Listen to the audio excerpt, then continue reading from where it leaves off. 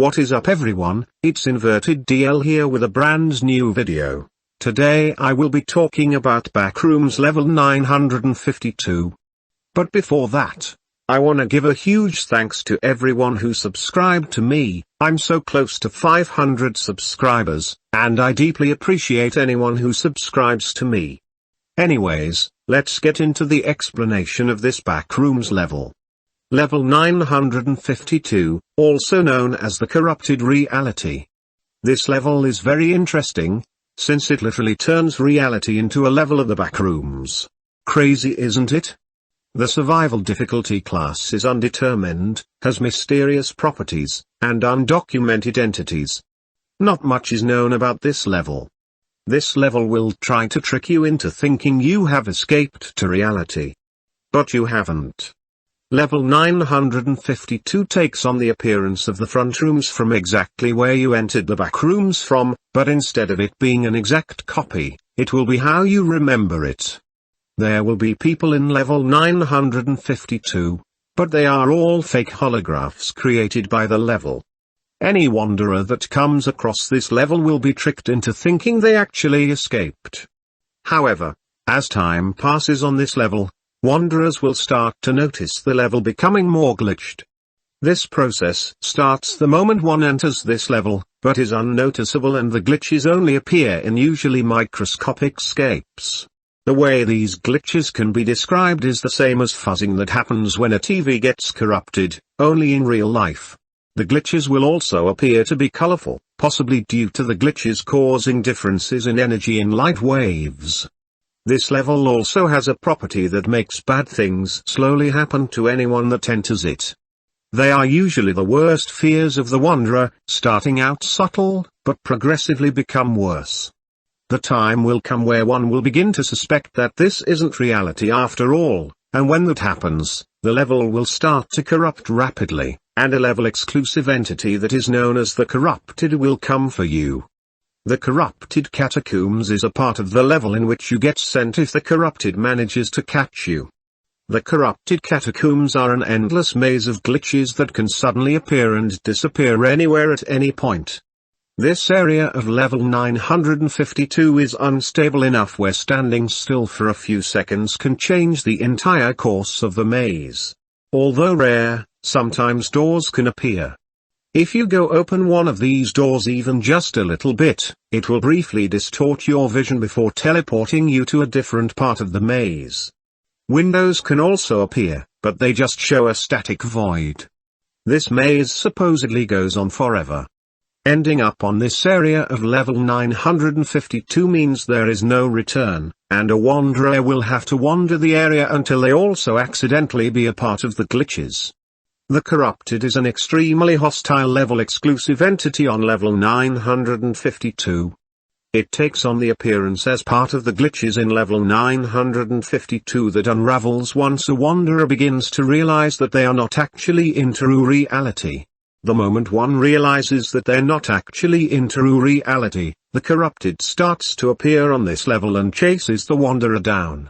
Since the corrupted takes on the appearance of one of the glitches on level 952, it's virtually indistinguishable between the surrounding areas. Despite this, when it gets close to a wanderer, they sense that something is chasing them and that they need to escape. Luckily, the corrupted chases wanderers at a rate in which they can outrun it. If the corrupted catches a wanderer, it sends them to the corrupted catacombs, or the void in rare cases. Whether the corrupted is sentient or not, given its inability to make conscious decisions, is still up for debate. Avoid interaction with the corrupted at all costs. Do not attempt to fight the corrupted, as it can easily send you either to the corrupted catacombs or the void. Let's talk about ways to enter the corrupted reality. No clipping anywhere has a very small chance to take you here. This is especially common among anomalous levels. Going through the glass doors without completing your tasks in level 3999 will take you here instead. Using the red button to go back will not work. Refusing to exit level 114 at the 24 mark will make the level collapse and lead you here. Cheating twice in game world will take you here. Running true irreality.x on a computer in the end will take you here. Getting last place in Level Maker by a considerable margin has a 10% chance of sending you here. Choosing chance 5 on level 1.5 will take you here. Accidentally glitching through the floor in level 9019 will take you here. Giving in before you cannot see anything at level 5000 will take you here. Attempting to no-clip out of section 4 in level 65536 will teleport you here. Falling into an entity enclosure in level 951 and no-clipping has a slim chance to bring you here. Playing the Catacombs of Solaris in level 3999.1 will take you here.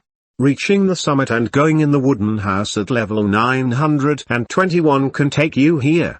Getting a 0 on your exam in level 592 will take you here. Attempting to bypass not being able to take energy bars out of level 589 will take you here. No clipping while level 948 is folding into a tesseract will take you here. Going through one of the doors in level 3004 will take you here. If you type godshelp command /start dimension barrier.x to godshelp machine on level 195, you'll be teleported to here. The only way to reliably exit level 952 is by having the corrupted catch you and rarely send you to the void. It is possible to exit level 952 without being sent to the void, but it is extremely rare, and there have been no discovered reliable ways to do so. One wanderer reported that as he realized he wasn't in the front rooms, he suddenly fell through the ground and ended up in the sub-level of Run for Your Life, but all attempts to recreate this have proven fruitless. The void is an ephemeral, transitory space temporarily accessible during the process of no-clipping. It is speculated to be the space in between all levels of the backrooms, though this theory is shaky at best. It appears to be boundless in scale, lacking any visible spatial borders. It is completely lightless and empty, containing nothing whatsoever, save for oneself. Within, there are no visual or auditory indicators of one's location in its space. One is completely isolated and alone in the void. It is currently unknown if it is statistically improbable to encounter other wanderers within, or if every being experiences their own, identically empty, reality. In short, it is the utter representation of nothingness, little more than an empty spatial anomaly. The current accepted theory of no-clipping, a means of temporal phasing that allows one to bypass the normal boundaries of spatial reality, and in some cases the laws of physics, states that the maneuver functions via exploiting unstable sections of matter, especially in levels that are particularly unstable. This instability causes small sections of surfaces to temporarily lose their physical boundaries, allowing objects and organisms to pass through them unimpeded, albeit for a small window of time. In most cases, successfully no-clipping allows one to pass through said surface, thereby clipping them into another level. During this process, one will temporarily experience a period of darkness, accompanied by a falling sensation. Reportedly, the period of time this occurrence lasts ranges from instantaneous to 3 to 4 seconds at most. When this process was first discovered and properly standardized under the title of no-clipping, no explanation could be given pertaining to the small portion of wanderers that would go missing entirely after clipping through a surface, prior to a few missing individuals that eventually returned from these vanishings. It was not known where those who disappeared would end up, or what became of them afterward. From the collective experiences of those who eventually returned, however, it was understood that the period of darkness that occurred while no-clipping was, in actuality, an empty, extraspatial plane in between levels. Those who did not return after clipping through a surface likely did not gain enough momentum to travel from the void to their intended location, thus continuing to fall without end.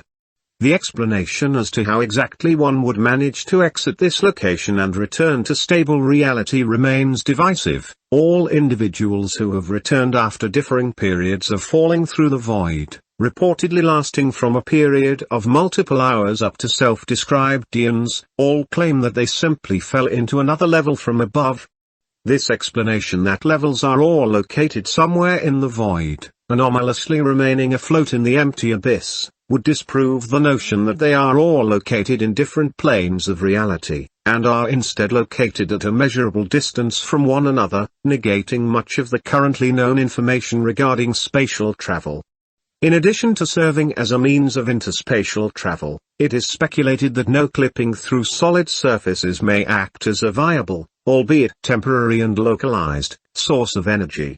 Depending on the initial conditions involved in performing a successful no-clip, the correct method of phasing through a solid surface can often be difficult to discern, requiring prior knowledge of one's intended exit point to properly time the jump and its angle. Furthermore, it is unknown how long a clip remains stable in relation to the effects it has on space. A few instances have been observed in which a wanderer had severely misjudged their timing, ceasing the temporary intangibility and leaving them attached to the surface, or even separating the wanderer into multiple sections. However, due to recently established safety specifications and guidelines, this effect has largely been rendered neutralized, with those performing it incorrectly instead landing in a level far away from their intended destination.